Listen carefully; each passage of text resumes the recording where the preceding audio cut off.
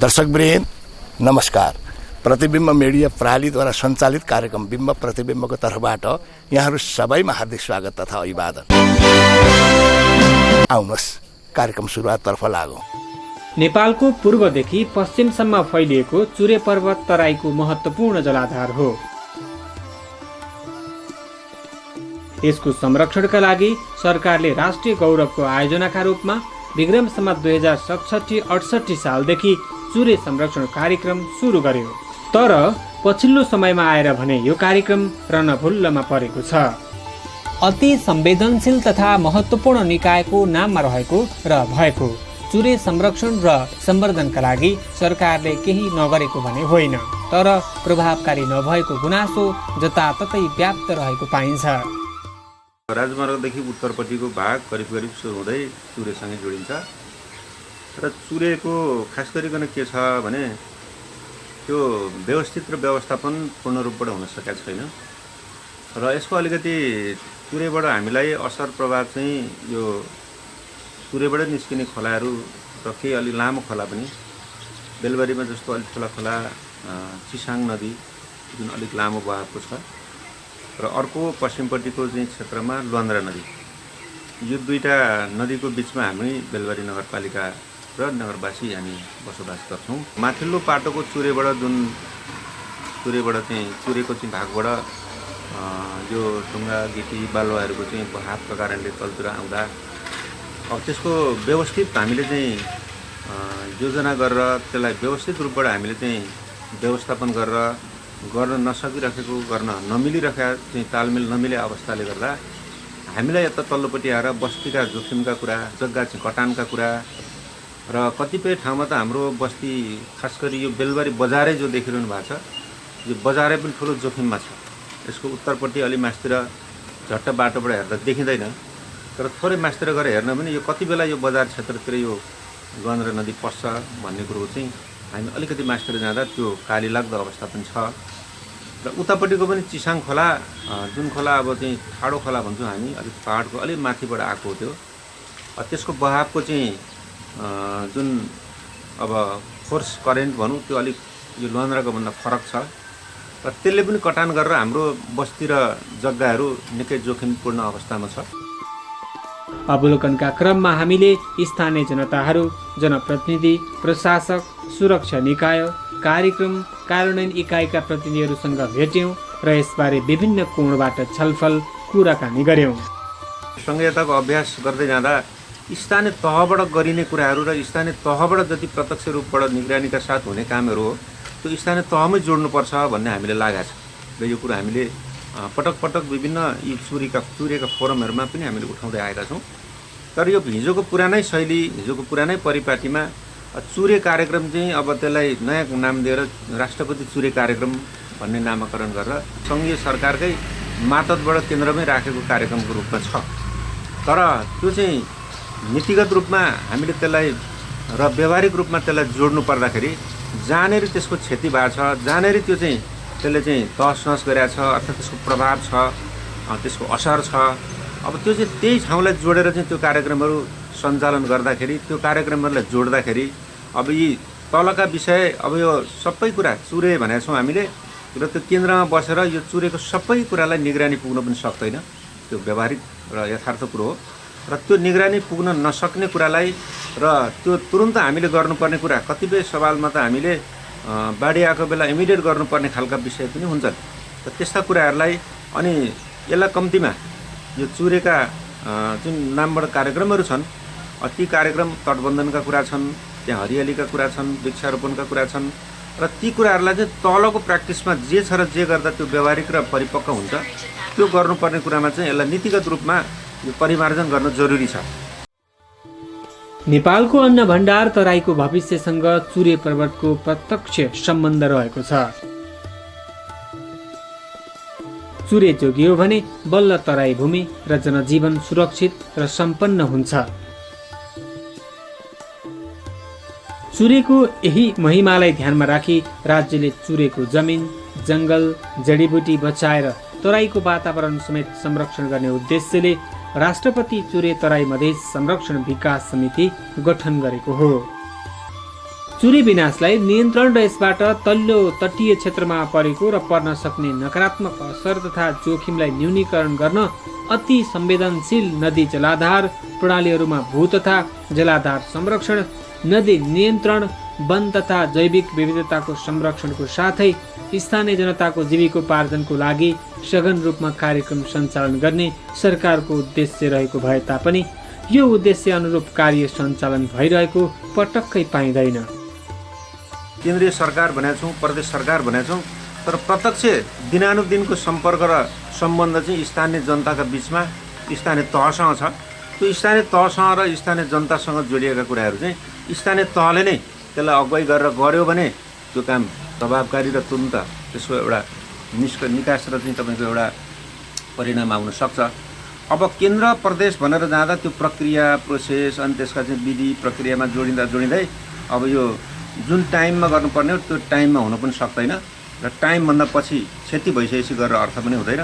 यस मानेमा यो अलिकति नीतिगत रूपमा यसलाई ठिक छ, कार्यक्रम केन्द्रीय सरकारकै होस्, त्यही आपत्ति भएन, प्रदेश सरकारकै होस्, तर त्यसको कार्यान्वयन गर्ने सशर्तको रूपमा चाहिँ तपाईँको स्थानीय तहमै जोडेर चाहिँ त्यसलाई स्थानीय तहबाटै काम गरियो भने बाढीबाट पीडित भएका जनताहरू छन् उनीहरू आफै त्यसमा जोडिन्छन्।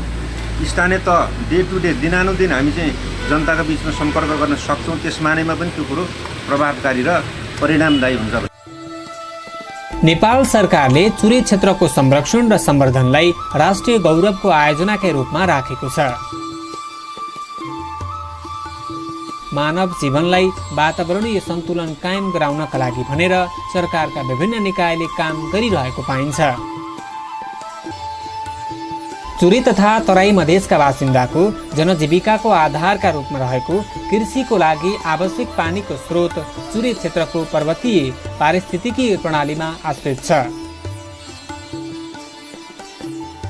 चुरेको पर्यावरणीय तथा पारिस्थितिकीय प्रणालीमा भएको विनाशले भाबर, तराई मधेस तथा भित्री मधेसको दिन प्रतिदिन जीवन सङ्कटमा पर्दै आएको छ।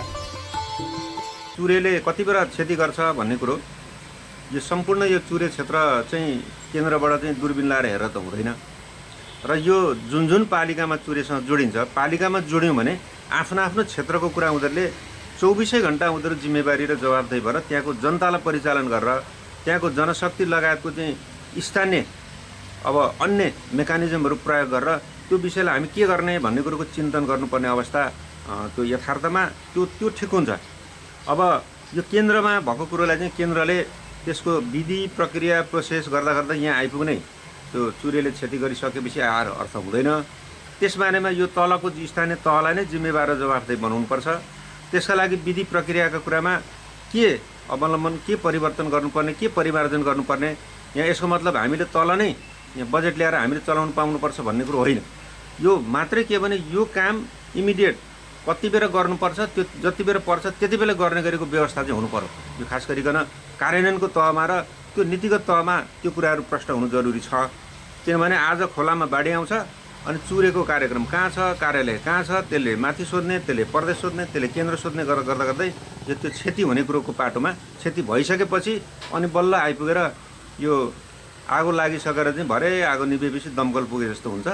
त्यस मानेमा यो विषयलाई स्थानीय तहमै जिम्मेवार बनाउनु पर्छ र त्यसका लागि बरु ठिक छ नीतिगत रूपमा केन्द्र सरकारको, प्रदेश सरकारको त्यहाँनिर भूमिकाका कुरा, त्यहाँनिर जोडिने कुरा हो भने त्यो सशर्त रूपमा त्यसलाई कार्यक्रममा राख्दा भइगयो नि त। अहिलेको व्यवस्थामा हामीले सशर्त कार्यक्रमको रूपमा धेरै कार्यक्रम आउँछ केन्द्रबाट, तर त्यो कार्यक्रम सशर्त रूपमा चुरे क्षेत्रको यो काम गर्नका लागि चाहिँ स्थानीय तहले नै यो विषय, यो विधि, यो परिधिभित्र रहेर भन्ने चाहिँ गरी सशर्त चाहिँ प्रोग्राम राख्दाखेरि त्यो जसलाई त्यसको असर पर्छ, जसलाई त्यसको प्रभाव पर्छ, जसलाई त्यसको चाहिँ क्षति जसको लागि चाहिँ हामीले गर्नुपर्ने हो त्यही ठाउँलाई चाहिँ जिम्मेवार बनाइयो भनेदेखि त्यो कामको एउटा चाहिँ परिणाम पनि आउँछ र त्यो परिणामले सकारात्मक बाटोतिर जानेर यी चुरेबाट क्षति हुने नदी नियन्त्रणका कुरादेखि लिएर अन्य हामीले वृक्षारोपण, हरियालीका कुरादेखि लिएर वातावरणका कुरादेखि लिएर अनि त्यो जग्गाहरू त्यसरी निक्लिसकेपछि बसोबासका कुरादेखि लिएर हरेक कुरामा त्यसले स्थानीय तहलाई जिम्मेवार र जवाफदेही बनाउँछ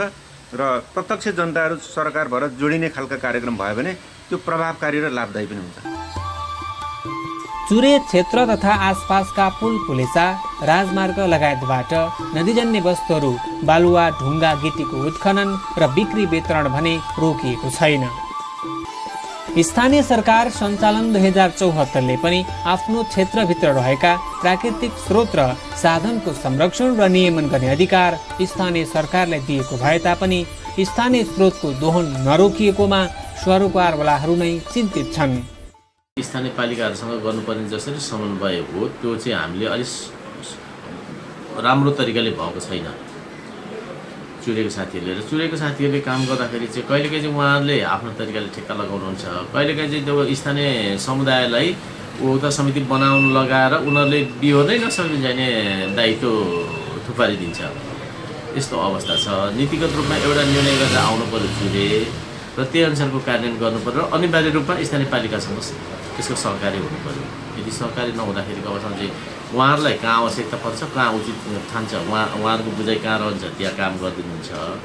अब हामीले यो पटक चुरेको कार्यक्रममा बस्दाखेरि चाहिँ कुरा गरेको छौँ चुरेसँग र चुरेले अब गरेको कामको सन्दर्भमा चाहिँ सन्तोषजनक चाहिँ स्थानीय पालिकाहरू कोही पनि छ भन्ने मलाई लाग्छ। सरोकारवालाहरू वातावरण संरक्षणका लागि स्थानीय स्तरमा जनचेतना फैलाउँदै अगाडि बढ्नुपर्नेमा जोड दिइरहेका छन्।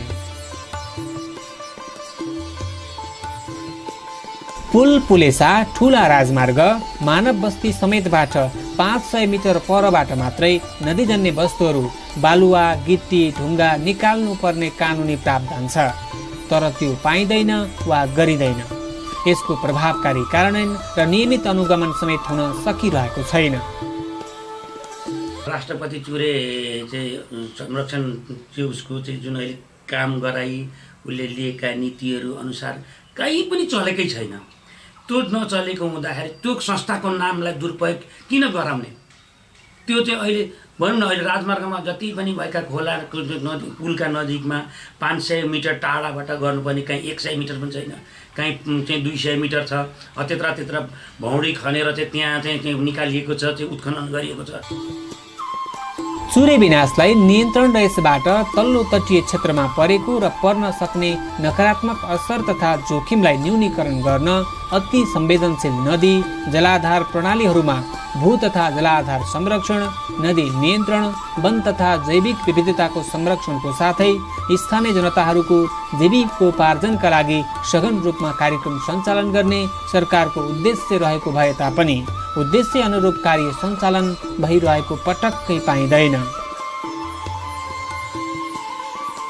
चुरे संरक्षणका लागि सञ्चालन गर्नुपर्ने विभिन्न क्रियाकलापहरूको पहिचान, कार्यान्वयन र अनुगमन समेतमा सबै लाभग्राहीहरूको सहभागिता सुनिश्चित गरिनुपर्ने आवश्यकता सरोकारवालाहरू औँल्याउँदछन्। वन अतिक्रमण नियन्त्रण र यसको व्यवस्थापन गरी वन क्षेत्रको पुनर्स्थापना गर्ने, नदी कटानको नियन्त्रण र पानीको स्रोत तथा सिमसार संरक्षण गरी भूमिगत जलस्तरमा सुधार ल्याउने जस्ता लक्ष्य राखेर काम गरिरहेको स्थानीय सरकारको दाबी रहेको भन्दै वातावरणीय सन्तुलन कायम गराएर जनताको जनजीवनलाई कसरी सहज बनाउने भन्नेतिर आफूहरूको ध्यान केन्द्रित रहेको बताउनुहुन्छ। ठुल्ठुला नदीहरूको नियन्त्रण गर्ने कुराको चाहिँ पाटोको काम केन्द्रीय सरकारकै जिम्माभित्र रहेको छ र केही त्योभन्दा सानो खालकोलाई प्रदेश तहबाट गरिने खालका कुरा छन्। नदी नियन्त्रणकै कुरामा हाम्रो साधन स्रोतका हाम्रो बलबुताभन्दा बाहिरको कुरो हो। यो ठुला खोलाहरूलाई हामीले गर्न सकिँदैन। सानसाना खोल्छीहरूलाई हामीले अस्थायी रूपबाट गर्न सकिने कुरो बाहेक अब हामीले अरू नै निर्माण विकासका कुरामा जोडिनुपर्ने, प्रत्यक्ष जनतासँग जोडिनुपर्ने बाटाघाटाका कुरा, पुल कल्भर्टका कुरा, अनि तपाईँको त्यहाँ शिक्षा स्वास्थ्यका कुरा, यथार्थ धरातलभन्दा तल रहेका चाहिँ आधारभूत तहका आधारभूत वर्गका कुरालाई हामीले त्यहाँको मानवीय संसाधनको विकासका कुरा, यी कुराहरूले नैमा हाम्रो चाहिँ बजेट पर्याप्त पनि छैन।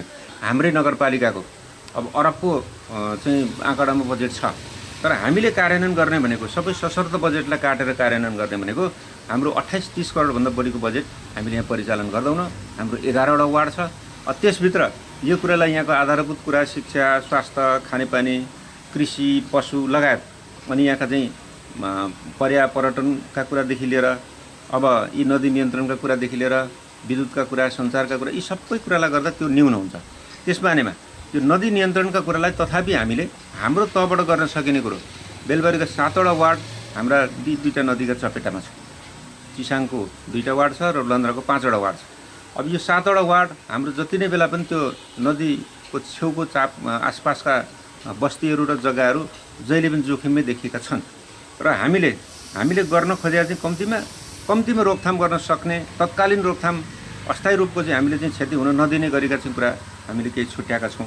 हामीले बजेटमा त्यो विगतका सालदेखि नै हामीले कहिले 1 करोड, कहिले 50 लाख, कहिले 40 लाख गर्दै हामीले त्यो बजेटलाई हामीले त्यसरी छुट्याएर हामीले ती सानातिना ठाउँमा हाम्रा बलबुताले भ्यासनका कुरा गर्ने हामीले प्रयत्न गरेका छौँ। नदी उकास, जमिनमा हरियाली प्रवर्धन र भूक्षय नियन्त्रण हुने गरी कृषि, वन र जडीबुटी खेतीबाट स्थानीयहरूको जीविकोपार्जनमा टेवा पुर्याउने गरी काम भइरहेको स्थानीय जनप्रतिनिधिहरूको अर्को दाबी पाइन्छ। नदी नियन्त्रणको विषय यो केन्द्रीय सरकारकै चाहिँ मातहतभित्र पर्ने विषय हो र साना खालका कुरालाई तटबन्धन गर्ने कुरालाई अब यो रोकथाम जस्ता कुरालाई प्रदेश सरकारले गर्ने पनि एउटा हाम्रोभन्दा त धेरै ठुलै बजेट छ। तर हामीले भएको साधन स्रोतलाई अब उबारेर यी आधारभूत जनताका विषयसँग जोडिएका अरू सबै 11वटा वार्डलाई जोडिने गरेका कुरामा हामीले ती कुरालाई जोड्दा त्यस किसिमको प्रयत्न गरेका छौँ। त्यो चाहिँ मात्रै अस्थायी र क्षणिक हो। त्यसबाट हाम्रो त्यत्रो ठुलो नियन्त्रणका कुरामा त्यसले सपोर्ट पुगेको छैन।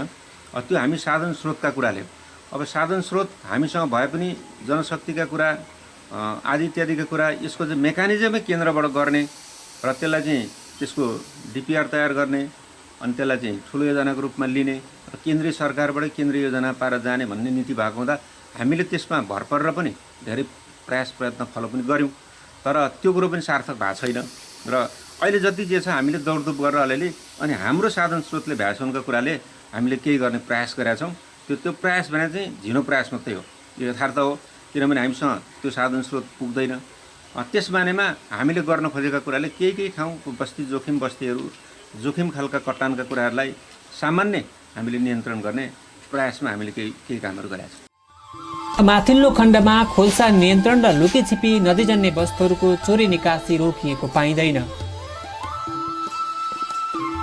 स्थानीय जनप्रतिनिधिहरू केन्द्र सरकारसँग प्रश्न गरिरहेका छन्। स्थानीयवासीहरूदेखि सरकारवालाहरू भने चुरे ध्वस्त भएको भन्दै चिन्ता व्यक्त गरिरहेका छन्। तल मात्र नियन्त्रण गरेर नहुने र माथिदेखि नै काम गर्नुपर्नेमा जोड दिइरहेका छन्। करोडौं लगानी लगाएर नदी नियन्त्रणका लागि प्रयास गरिए पनि प्रभावकारी नहुँदा स्वयं जनप्रतिनिधिहरू आक्रोशित छन्। यसका लागि सुरक्षा फौज नै प्रयोग गरेर ढुङ्गा, गिटी, बालुवा नियन्त्रण गर्नुपर्ने आवाज चर्किँदै गएको पाइन्छ। अन्यथा सरकारी लगानी बालुवामा पानी खन्याए जस्तै हुने चेतावनी दिइरहेका छन्। हरियाली प्रवर्धन र स्थानीय स्तरमा हुने प्राकृतिक स्रोतमाथिको अतिक्रमण रोक्न पहल गर्नु सबैको दायित्व र जिम्मेवारी दुवै हो। नदी अतिक्रमण, वन पैदावार चोरी तस्करी, ढुङ्गा गिटी सङ्कलन, नियन्त्रण र व्यवस्थापन गर्न यी अधिकार सम्पन्न निकायले पनि स्पष्ट कार्यनीति र रणनीति बनाएर काम गर्नुपर्ने हुन्छ। यी सबै क्रियाकलाप सही ढङ्गले भएका छन् छैनन् भन्ने रखबारी गर्ने काम स्थानीय जनता र सरकारवालाहरूको पनि हो। तर किन यो भइरहेको छैन? कतै यसमा समेत स्वार्थ लुकेको त छैन? निर्वाचित भएको 4औं वर्ष पार गरेर 5औं वर्षमा छौँ। खास गरिकन हामीलाई यो कस्तो भयो भने हामी अभ्यासकै क्रममा, सङ्घीयताको प्रयोगकै क्रममा अनि हामीले सिक्ने क्रममा, हामीले यसका चाहिँ नीति निर्माण गर्ने क्रममा र अनि भएको साधन स्रोतलाई परिचालन गरेर त्यसलाई कार्यान्वयनको क्रममा यो सबै कुरा हाम्रो चाहिँ पालामा एकैचोटि पर्यो। अब त्यसभित्र पनि हामीलाई जटिलता चाहिँ के भयो भने हामी करिब 2 वर्षको हाराहारी अब यो पिरियडमा चाहिँ कोभिड-19 को महामारीबाट हामी त्यो चपेटामा परेका छौँ। तथापि हामीले यो अवस्था, यो असजिलो अवस्थाको बावजुद पनि हामीले प्रयास हाम्रो ठाउँमा खास गरी 2टा पाटोको कुरोमा हामीले विकास निर्माणको पाटो र त्यसभित्रका चाहिँ पाटाभित्र अब चाहिँ शैक्षिक कुरा, स्वास्थ्यका कुरा, शिक्षाका कुरा त्यो चाहिँ विकास निर्माण प्लस चाहिँ सेवाका कुरासँग जोडिँदै ती कुराहरू जोडिया छ। कृषि र पशुका कुरा, एग्रिकल्चर कृषिलाई हामीले पहिलो प्राथमिकता राखेका छौँ, त्यो विषय पनि जोडिया छ। त्यसबाहेक हामीले जोड्न खोजेको चाहिँ अर्को पाटो मानवीय संसाधनको विकासको कुरो। अब यो पाटोलाई मुख्य रूपमा हाम्रो यो कोभिडका कारणले यो विषयलाई हामीले अलि धेरै प्रवेश गर्न सकेनौँ, किनभने यो स्वास्थ्यको मापदण्डका कुराले, सामाजिक दूरीका कुराले, अनि कोभिडले उत्पन्न गरेको लकडाउनका कुराले हामीले ती कुराहरूलाई भेटघाट जमघट हामी पुग्ने, जनताका बिचमा र जनताका कुराहरू हामी सुन्ने र उहाँहरूलाई भेला पारेर हामीले उहाँहरूका समस्या र उहाँहरूलाई कसरी चाहिँ हामीले यो उहाँहरूलाई आत्मनिर्भर पार्ने सवालमा, उहाँहरूलाई रोजगार बनाउने सम्बन्धमा, उहाँहरूलाई सिप सिकाउने सम्बन्धमा, उहाँहरूलाई पेसा व्यवसाय गरेर चाहिँ उद्यमी बनाउने सवालमा यी पाटोको कुरोलाई हाम्रो समयले अलिकति हामीलाई साथ दिएन। तथापि हामीले अहिले यहाँनिर निर्माण विकासका कुरामा हामी प्रवेश गर्दाको अवस्थाको बेलबारीभन्दा यहाँहरूले नै पनि आफैले हेर्दा निश्चय पनि फरक पाउनुहुन्छ। त्यो हामी भोलिका दिनमा त्यसको लेखोजोखो गरोस्, त्यसका सबै तथ्याङ्कसहित हामी निकाल्दैछौँ। हामीले कालोपत्र कति गऱ्यौँ, हामीले ग्राभेल कति गऱ्यौँ, सडक कति खोल्यौँ, पुल कलवर्ट लगायतका यो विकासको पूर्वाधारको पाटोका कुरामा हामीले के गर्यौँ भन्ने कुरा हामी त्यो तथ्याङ्कबाट भोलिका दिनमा सार्वजनिक गर्छौँ। हामीले हाम्रो साधन स्रोतले भ्याएसम्म हामीलाई अहिलेको प्राथमिकता 5 वर्षमा हामीले गर्ने कुरा के हुन सक्छन् भन्ने प्राथमिकतालाई राखेर हामीले ती प्राथमिकताभित्र रहेर जाने कुरो यो विकास निर्माण पूर्वाधारपट्टि हामीले प्रयास गरेका छौँ। र यो स्वास्थ्य र शिक्षा भनेको चाहिँ हाम्रो समाजको महत्त्वपूर्ण र एकदम अग्रपङ्क्तिमा उभ्याएर लानुपर्ने कुराभित्र पर्छ। स्वस्थ भयो भने मान्छे बल्ल त्यसले अनि केही गर्न सक्छ, शिक्षित भयो भने त्यसले आफैले गाइडेड भएर अगाडि जाने कुराको चाहिँ वातावरण बन्न सक्छ। त्यस मानेमा हामीले स्वास्थ्य, हामी आउँदाखेरि यहाँ हेल्थ पोस्टमा 2टा थियो हामी टोटल नगरपालिकाभरिमा। अहिले हाम्रो प्रत्येक वार्डमा हामीले चाहिँ स्वास्थ्य चौकी निर्माण गरिसकेका छौँ। सबै वार्डमा अहिले 11वटा वार्डमा स्वास्थ्य चौकी सञ्चालन छन्। एउटा हाम्रो स्वास्थ्य केन्द्र छ र एउटा 15 बेडको हस्पिटल हाम्रो निर्माणाधीन अवस्थामा छ। अब करिब 1 वर्षभित्रमा त्यो सकिने क्रममा छ र 10 बेडको हाम्रो पछिल्लो यो कोभिडको कारणले चाहिँ खोल्नुपर्ने अवस्थाको हस्पिटल 10 बेडको हस्पिटल हाम्रो सञ्चालित अवस्थामा छ। र स्वास्थ्यको क्षेत्रमा सकेसम्म हामीले केन्द्रीय सरकारले व्यवस्थापन गरेका निःशुल्क औषधिको व्यवस्था हाम्रो 24 घण्टा छ, सेवा हाम्रो 24 घण्टा छ। हामीले यहाँ प्राविधिकको हिसाबले डाक्टर राख्ने क्रमका कुरादेखि लिएर अरू अन्य स्वास्थ्यको प्राविधिक हामीले यो कोभिडका कारणले त अझ हाम्रो 24 आवर सर्भिस 24 घण्टाको सर्भिसको टोली नै छ।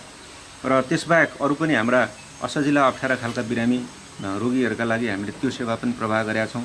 र हामी छिटै नै यस आर्थिक वर्ष त हामीले प्राविधिक खास गरिकन विशेषज्ञ सेवा भनेर हामीले हाम्रा यी स्वास्थ्य चौकीमा हामीले दक्ष जनशक्ति अर्थात् डक्टरहरू राखेर हामी विशेषज्ञ डक्टरलाई हामी यो प्राइभेट क्लिनिकका चापले चाहिँ सबैलाई मर्माहत पारे हुँदा जो आधारभूत गरिब परिवारको छ त्यो आधारभूत गरिब परिवारलाई हामीले कम्तीमा निःशुल्कै गर्न सकिनेसम्म निःशुल्क नभएदेखि पनि एकदम सहुलियत शुल्कमा हामी त्यो सेवा जो अहिले यो विभिन्न नर्सिङ होमतिर जानुपर्ने अवस्था छ त्यो सेवालाई हामी नै दिने गरी भनेर हामी लगभग अब यो असोजको महिनादेखि त्यो कार्यक्रम पनि थाल्दैछौँ। सामुदायिक विद्यालय 30-31वटा छन्, एउटा हाम्रो कलेज छ।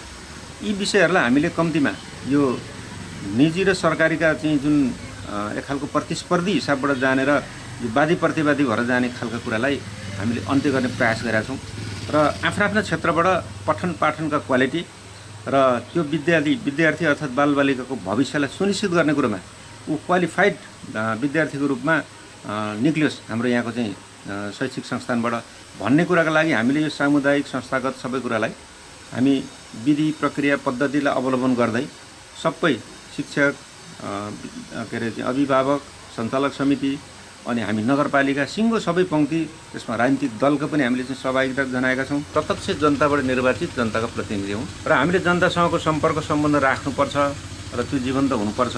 उहाँहरूको भावनामा, दुःखमा, सुखमा, राम्रोमा नराम्रोमा सधैँभरि हामी उहाँहरूको बिचमा सँगै हुनुपर्छ भन्ने आशयले हामीले यसपटकदेखि चाहिँ बेलबारी नगरभित्र बसोबास गर्ने बेलबारीवासीको घरमा दुःख पर्दा अर्थात् मृत्यु हुँदा त्यो घरमा मृत्यु भयो भने हामी त्यो घरमा हामी उपस्थिति जनाउँछौँ नगरपालिकाको जनप्रतिनिधिको तर्फबाट, स्थानीय सरकारको तर्फबाट। र उहाँहरूलाई हामी दुःखमा हामी सरिक भएर उहाँहरूलाई दुःख साटासाट गर्छौँ। हामी उहाँहरूको दुःखमा सामेल हुन्छौँ र उहाँहरूलाई समवेदना एउटा हामीले नगरपालिकाको तर्फबाट दिन्छौँ र त्यसैमा सामान्य उहाँहरूको चाहिँ कम्तीमा पनि मनोबललाई उच्च गर्नको लागि हामीले केही फलफुलको लागि भन्दा 5,000 रुपियाँ हामीले नगद पनि दिन्छौँ। हस् त दर्शकवृन्द, यहाँहरूलाई यो कार्यक्रम कस्तो लाग्यो? आगामी साता पनि यस्तै विविध सामग्री लिएर उपस्थित हुने नै छौँ। त्यतिखेरसम्मको लागि म लगायत हामी सबैलाई बिदा दिनुहोस्। नमस्कार।